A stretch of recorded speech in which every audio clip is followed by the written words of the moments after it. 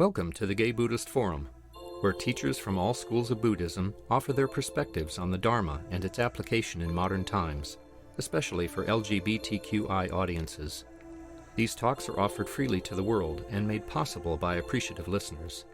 If you would like to support our efforts to share the Dharma with underserved audiences, please visit gaybuddhist.org. There you can donate, find a list of upcoming speakers, or enjoy many hundreds of these recorded talks dating back to 1996. Good morning, everybody. Good to be here again. Some of you may have come looking for Alistair Shanks. I am not he, but he's from the Zen Caregiving Project, so hopefully he's coming sometime soon, because that's an important project, and it would be good to hear more about that. But I am just a simple Buddhist priest who has been around for a while, doing all sorts of things in the gay community. Since the beginning of it, it feels like sometimes. Although in this crowd, I feel like I have good walking companions there. But what I've been working on lately and thinking about and teaching about is the idea of joy and bliss. And that's what we're going to talk about today.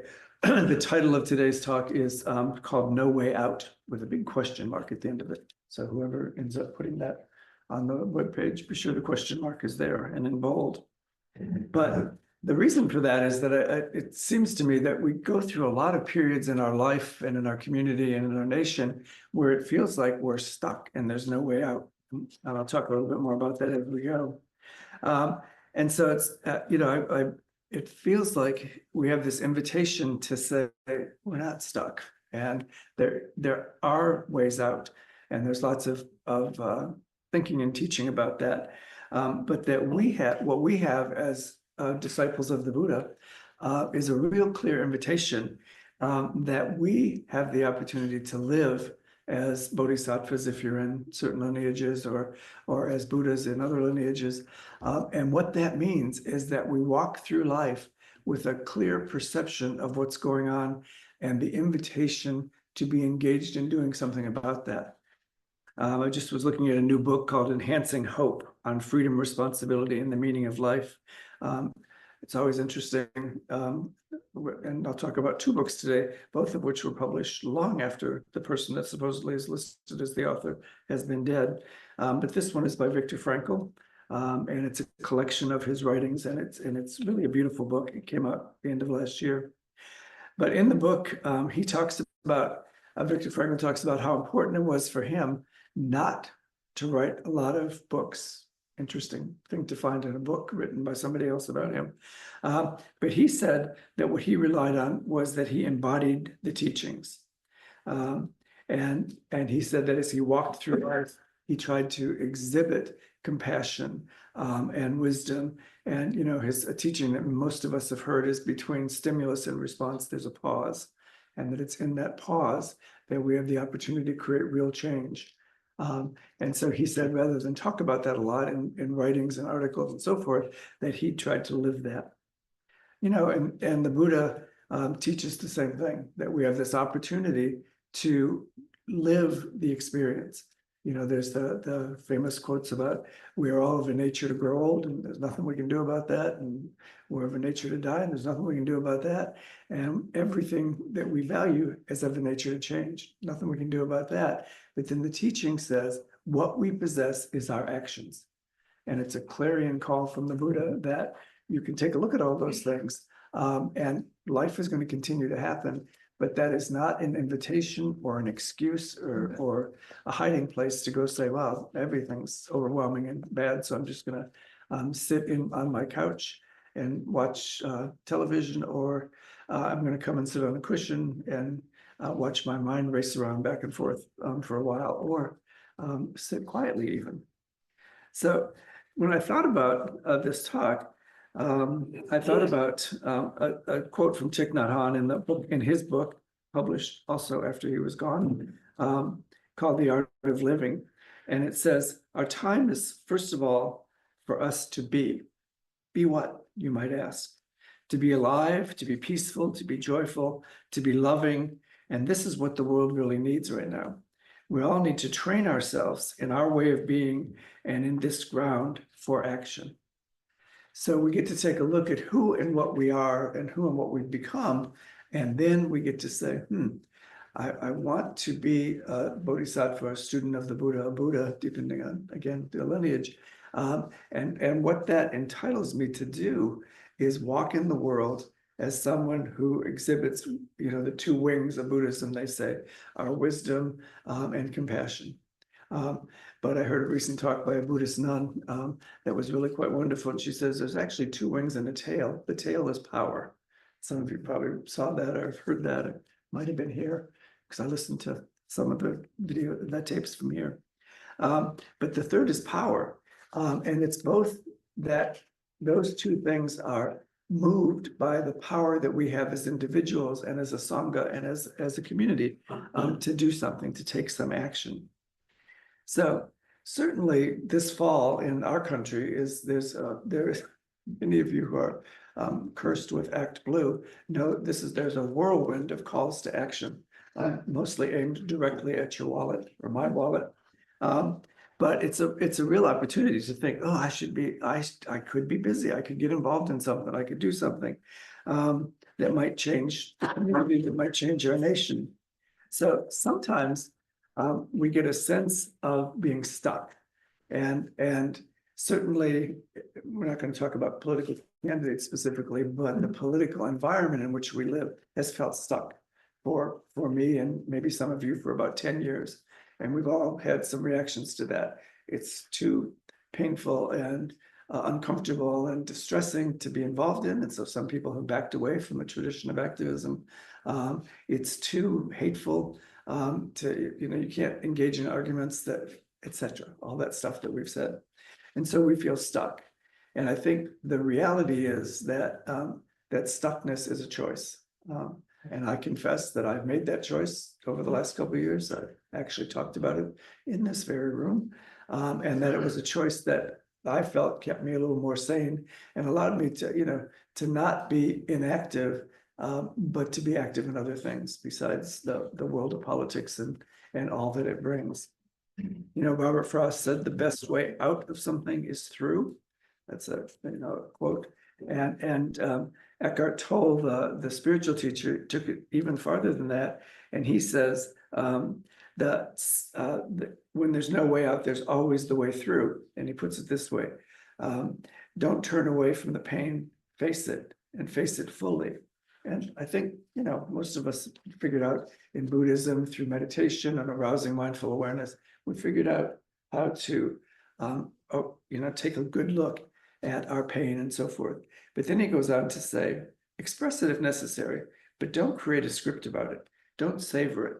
Don't wear it as a sackcloth or a merit badge, this pain and this suffering that we're in. Don't create yourself as a victim of whatever it is that's going on for you. As he says, feeling sorry for yourself and telling others your stories will keep you stuck in that suffering. Since it's impossible to get away from the feeling, the only possible change is to move through it. So give your complete attention to your feelings, honor them, look at them, care for them, and then move on. So there's a very interesting article in Time magazine this month. I don't know if anybody still reads Time magazine. I may be the only one left in the world, but they sent me an offer for $4 a year.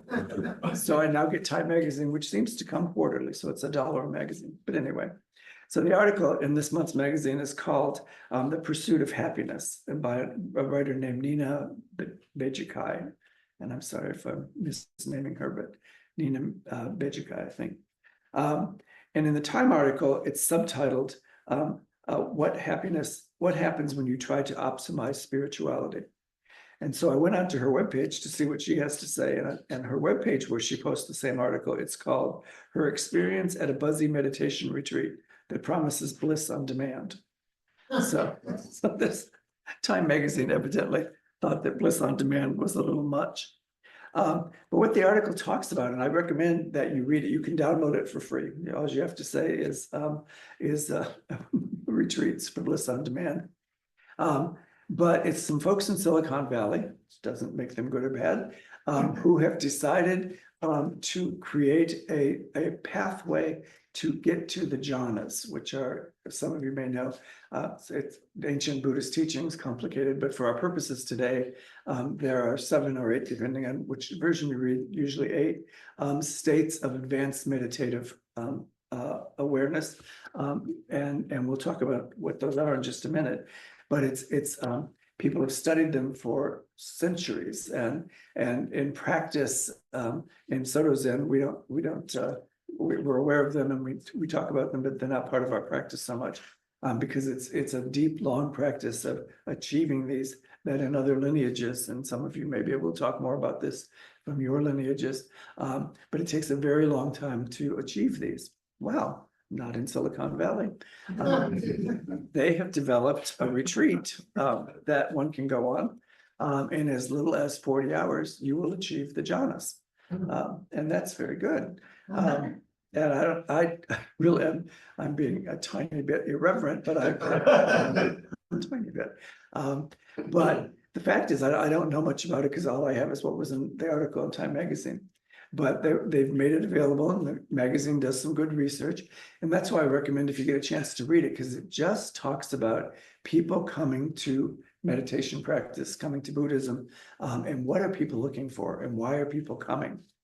And I think often people are coming because something hurts or something's broken. And we come to this practice looking to be restored, or to be healed, or to be soothed. And all of that's good. The Buddha spoke directly about the power of the practices to do exactly that.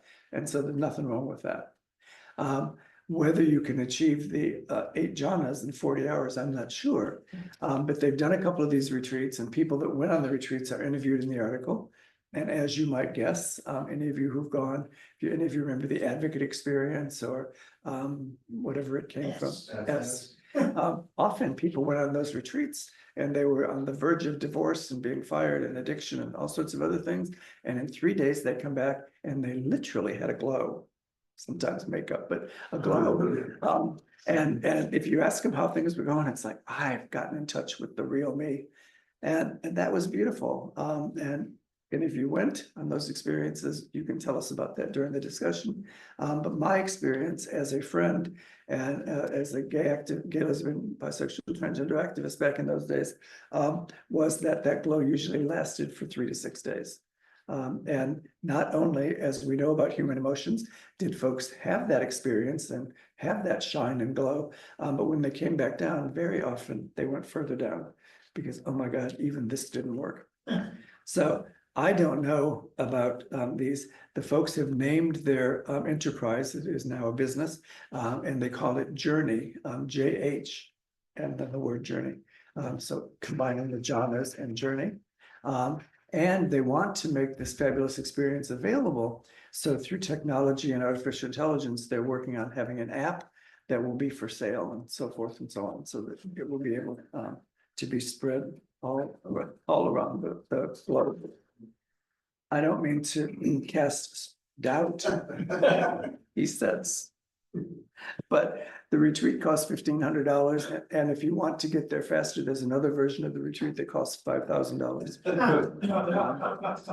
And I'm not saying anything about that, but that's an interesting fact.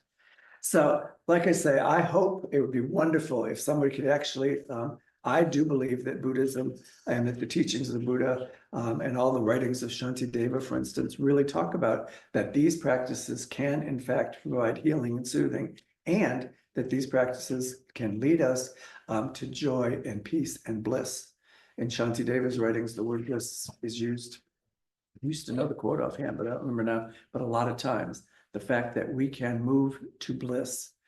And as a recovering addict myself, I know a little bit about looking for bliss or joy or relief in some distractible good feeling. Cocaine and alcohol did that for me for a long time until it didn't. And the same thing was true there, that I would seek soothing and relief and pleasure in those things that would distract me from the story of my life that I had created and told and embraced. And then when I was in the mirror the next morning after one of those nights or weekends or summers, I'd be looking in the mirror and all that stuff would still be there looking straight back at me. And so the reality for me was that I needed something else. And that's 30 years ago, I found my way into rooms like this one, in Boston at the time, but here for the last 28 years. So the jhanas, what are the jhanas? The jhanas are these Buddhist states, these states taught in Buddhism, advanced meditative states, characterized by deep concentration and then absorption. So you take them in and you begin to live with them. If you know anybody in recovery, or if you are people in recovery, you know that there's these 12 steps. And what they say is you study them and you enact them. And then eventually you live from the 12 steps. You live from the 12 steps. In Soto Zen and other lineage, we place a lot of importance on studying and taking the precepts as a first step to moving into the Buddha's path. And what we say is you study the precepts, and each one with no killing, no stealing, no whatever, and to live a life on the opposite side of that. And then what we say is you stop after a while reciting them every day, because it's like a mist coming down, and you are fully soaked and walking through life with those precepts. So the jhanas are mindfulness, investigation, energy, rapture, bliss and joy, calmness, tranquility, concentration, and equanimity. So those are the states that you can achieve through the jhana meditation practice, which is a very deep meditation practice. So I'm going to talk a little bit about just two of those for us today, and invite everybody to work with them in our, when we have some time for discussion, which we will, I promise. Although I promise that every time I come here, and sometimes that happens at lunch afterwards. But anyway, I also invite you to talk to each other and think about these during the week. But the two I want to talk about are Dharma Vaya, which is investigation. And it's investigation of the Dharma. So we think of the Dharma, and what does that mean? And translations of it include the law or the Buddhist teachings, or the Dharma is everything, all experiences about life. And so what it actually means, one of the things it can mean is that it's just the way we live. It's the way we live. It's the experiences that we have, as well as the teachings. And again, as the Buddha taught, everything we do, we are all teachers, not just me sitting up here. All of us are teachers as Buddhas or Bodhisattvas 24/7. Because as we walk through the world, people see us and say, he's been practicing for quite some time. They've been practicing for a little while. And this is what a Buddhist does. So we're teaching whether we mean to be or not. But what this investigation talks about is an engaged observation of your life, both inner and outer. In the recovery world, there's a step that we take that says, we're going to take a deep look at who we are. And then in order to do that, we have to have humiliation. And it defines humility in those writings as to take a good look at who and what we have become. And then to say, what kind of person do I want to be? And then to take the right actions to become that kind of person. So who and what have I become says that as a child of the Buddha, or a child of whatever your parents or whatever spiritual entity you might have, as a person walking in the world, you don't need to be a different person. And so you've heard me say in this room before, people say, I want to be the best version of myself. I say, you already are. But you've accumulated some behaviors and some defenses and some ways of protecting yourself, some things that you no longer need, that maybe you've discarded some of them a long time ago, but still feel a little guilty about that period of your life. And so what this investigation tells us, it's not about simply observing your experiences, but for a lot of us, it's about those may have been reasonable behaviors in an unreasonable world. Safety behaviors in a world that was not safe, and protected behaviors in a world that oppressed us. As people growing up, the ages of most of us in this room, when we discovered that we were gay, lesbian, non-binary, transgender, the world was not a safe place to be. And our families weren't safe, and our churches weren't safe, and our schools weren't safe. So we developed some behaviors. So what this jhana says to us is the investigation is to say, who are we? Who are we right now? And am I the kind of person that I want to be? And the fact is that for most of our lives, when we looked at who we are, and some of you just smile if any of this relates to you, who we are is who our families told us we should be, right? Who our friends told us we should be, who our churches and schools and so forth told us we should be, who the popular kids in school told us we must be if we wanted to be one of them. And very often for me, told me absolutely who I was not. In each of those three categories, actually. My father wanted a football playing Teamster truck driver for a son, and he got me. So I heard a lot about who majors in sociology, what is that even? And lots of that kind of stuff. But we had as we got a budding awareness of our needs for intimacy, sex, and connection, again, we went through that whole range again of people saying, here's what you may expect, here's what you may participate in, and here's what you may not. And for a lot of us in this room, if you're my age, if you did pursue what you were interested in and what felt true to your heart, you were mentally ill, sinful, and a huge embarrassment to your family, church, and community. So it was often that definition of self was completely other created. And so what this jhana of investigation and the investigative process of Buddhism, and even if you're not going to study the jhanas and know about them, Buddhism meditation invites us to mindful awareness, to arouse awareness about who we really are. So it's a practice for all of us. And what it invites us to do is say, who am I? Who am I? If I sit and think about it and live with intentionality, that's what this Buddhist practice is about, living with intentionality. And that requires us to know who I am and to know how I want to be in the world and to operate with forgiveness and kindness towards myself. Because given those things I just said about how we get to our definition of who we are, it's not a wonder. I was 45 years old when I got sober, 43, 2 years old when I got to Buddhism. So I had developed a lot of behaviors to protect myself in that world that I saw as unsafe and unreasonable. And so, I'm not double, I need at least that much time to get out of all those behaviors. So I'll check in with you when I'm 90, which is unfortunately closer than I ever thought it would be, but still a ways off. And so sometimes, we think things or we feel things or we pull back from people or we, are aggressive with people. And we think, oh man, I can't believe I'm still doing that as a person who has a spiritual life and who has the Sangha here. And we're all there for each other. How can I still be that person? And then that's a spiral that we go down. And so that spiral can be interrupted by us saying, they were reasonable responses to an unreasonable world. And now I'm creating a different world with my lovers and families and friends and sanghas and communities. And now I have the opportunity, the invitation to say, so maybe that's a behavior I can get rid of. And maybe we notice that we still get angry once in a while, or we still say something, some sort of boys in the band humor once in a while, but we catch ourselves and the loop gets shorter. And we don't just make a random, I'm sorry I said that. We say, why was I moved to be sarcastic or hurtful in that moment? And how can I behave differently in the future? And so that's the result of that internal, this dharma of investigation, this jhana of investigation.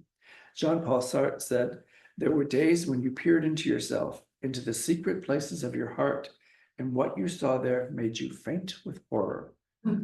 Faint with horror. And then the next day, you didn't know what to make of it. And he also said, you are, as the Buddha has also said, you are your life and nothing else.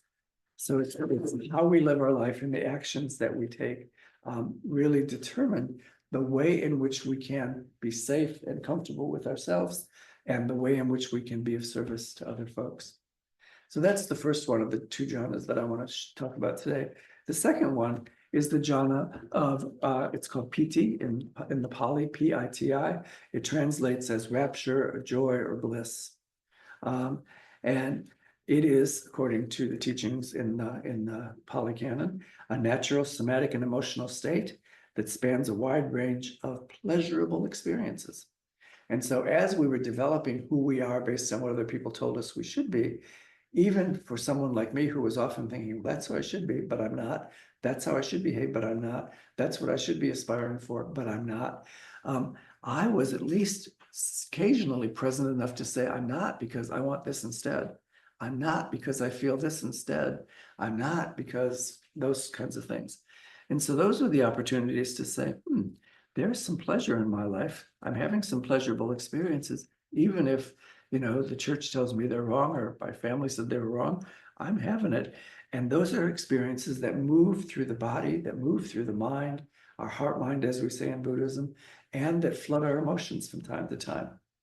So in the context of meditation, we had our first invitation for many of us to sit and say, those feelings were every bit as real as the shame and embarrassment that people tried to beat into me over the years, as the feelings of being less than, or the feelings of not being a good person because I sometimes got angry or lashed out or retaliated, because anger, of course, is tied all up with fear and the fear of being found out, or the fear of being humiliated in front of people. And so this advanced Buddhist state of piti, or rapture and joy, comes on the list right after meditation and investigation. So as I said, I know something about just looking for joy and pleasure someplace as a distraction for what I perceive my life to be, or I perceived our situation to be. And so in this case, it's not some on-demand or reality-defying or distracting sort of bliss. We're invited to take a really deep look into who and what we are and what we're experiencing, and to just say, you know what? At first, some of us can remember saying, I'm in school and there's going to be a Sadie Hawkins dance this week at high school. And we're all going paired up, boys and girls, and I don't want to go. But I do want to go with him. And I wonder what the nuns would think if I invited him. It's my date to the Sadie Hawkins dance. So of course it was 1967 and I did not, in fear of my life. But I now get to go back and say, that would have been fun. And that what I was experiencing was beautiful and a good thing. And eventually I found a way to have a life in which I can invite who I want to go to the Sadie Hawkins dance, if there still is, I don't know, who's Sadie Hawkins. Anyway, we'll talk about that over coffee.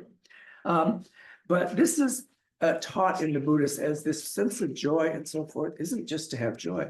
It's an energizing quality. So as we find joy and as we find bliss in our own experiences, it should energize us. It should energize us to find more of that in a reasonable way. It should energize us to teach that by the way we walk through life. And it should energize us to really take a good close look at ways in which we can experience joy, experience rapture, experience bliss, and share those with other people. And again, a lot of Buddhist teachings are about desire, and you've heard some people say, nope, desire is a bad thing in Buddhism. We shouldn't have desire, and that's absolutely not true. What we shouldn't have is to be dragged around only by desire. But if we have desire as a response to a world that for us has become a little more fair and a little more just, and we want to make it a little more fair and a little more just for our family and friends and sanghas, then it seems to me that's not desire for desire's sake. That's desire for the acceptance of the reality in which we are currently living. So at the end of that article in Time magazine, which is one of the reasons that I recommend it, is she says she realized that she wasn't going to get a quick fix from that retreat in her particular case. And she says at the very end of the article, I stumbled onto an age-old lesson that true peace comes from accepting things as they are. True peace comes from accepting things as they are. So I think she did get a Buddhist lesson while she was there. She just maybe not the one she wanted. So, I think just our recent political thing, and let me talk for a few more minutes, famous last words. But we've all had an experience in the last, whatever political party you might be in. I had the experience of going to Ireland for a month in June. And when I left, there had been a debate on television that some of you may have heard about. And in it, two very old men, one stood on one side of the stage and even by the admission of his own people, routinely lied and made up a whole bunch of stuff. And the other one stood on the other side and was really physically and cognitively in decline, and was in a tough space. And so the next morning, as if people hadn't already been doing this for 10 years because of the choices and the situations that are going on in our world, everybody that you spoke to, I got to the airport, and everybody, you would have thought there was a funeral going on in the lounge waiting to get on the airplane. People were wringing their hands and talking about it's the end of democracy, and then after we end democracy, they're going to drop out of NATO, and it's the end of the world, and it's and it was, you know. And I thought, good, I'm going to the west of Ireland and no one will talk about this. Wrong. People said, how could you people have those two choices? And I said, I'm here not to talk. I'm going to the ocean. I'm not talking to you. And then in that part of the world, they've had their own series of elections with choices that are equally scary as that one might have been. So I was there for a month. And when I came back, I got back just about the time that we had a new candidate on one of the sides. And at the airport, in the lounge in Dublin, you could see there's a difference in people's faces now. Being in Ireland for a while will do that to some of us. You know, it's a little lighter, a little more carefree. But in the airport, people were like, hope and possibility, and things may change, and we may get to see something different happen. And what I noticed is that level of joy and happiness that people were experiencing was actually encouraging people to say, starting right here, I haven't been involved for a couple of years. I'm going to be involved now. I don't know what that means. Nobody knew what that meant yet because it was all just happening. But people felt like, you know what, this is too good a moment to let this pass or to stand back and hope for the best or whatever. So I think that this is another opportunity for us to really take a good look at who and what we have become. And, you know, there's that expression doom scrolling. And I imagine there's one or two of you in here that a couple times a day goes to your social media and goes to somebody's name who's a candidate in another party, and then just goes through all sorts of stuff. And by the time you're done, you need to go for a walk, or some of you aren't in recovery, so you may need a martini or whatever it is you enjoy, to something, some lithium, I don't know, so, you know, whatever it is. But there's that sort of doom scrolling phenomenon where, that's why I stopped watching the news, because if you turn on the news, it was, you know, everything disastrous that could possibly happen. Well, I don't know about you, but for the last week, I did turn on the television set from time to time, and I saw a great big crowd of people smiling and laughing and waving placards, and people speaking from the stage about integrity and honesty and our responsibility to each other and all that. And people, when you went to the coffee shops, I live in West Portal, and you know, we're all retired over there. The average age is 86. So come over for coffee, any of you would like.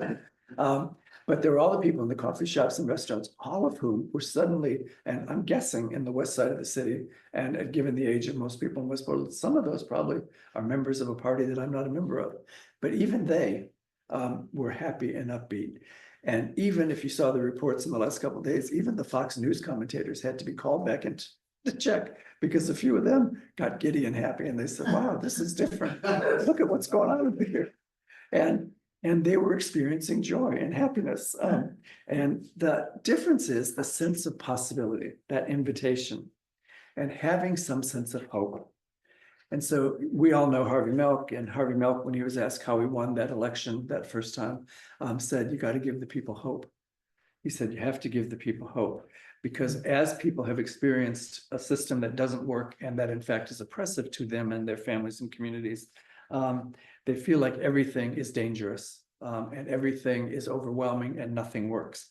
And when they do that, people sit back and are not involved and feel like there's nothing they can do. And so Alice Walker, the famous author, and she said the most common way people give up their power is by thinking they don't have any. And so Harvey Milk was saying to us that, you know, what's going on here is that if people don't have a sense of hope, then how can they possibly be encouraged to get involved in political or social justice movements, in providing access to healthcare, in feeding the hungry. How can they be expected to do any of that if everything feels overwhelming? And he suggested that he had a responsibility, as did the rest of us, to give the people hope that things are not as bad as the doom scrolling would tell us they are. They're not as bad as sometimes I think they are when I wake up in the morning. And if they are, then I could either wallow in that, or I could say, what am I going to do today? You know, and there are many things that we can do.